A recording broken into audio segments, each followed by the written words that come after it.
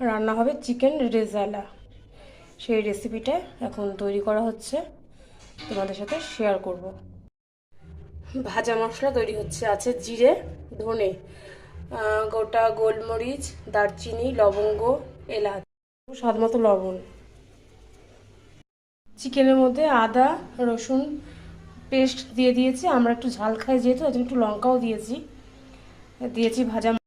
তেলের মধ্যে দিয়ে দিয়েছি গোটা দারচিনি, লবঙ্গ, এলাচ, গোলমরিচ। তার মধ্যে দিয়ে দেবো পেস্টটা দিয়ে দিলাম পেঁয়াজটা ভালো করে কষিয়ে নিয়ে আমি চিকেনগুলো দিয়ে দিলাম। এবার ভালো করে ঢেকে ঢেকে মজিয়ে নেব। তারপরে কাজু কাজু আর পোস্তটা পেস্ট করে নেব।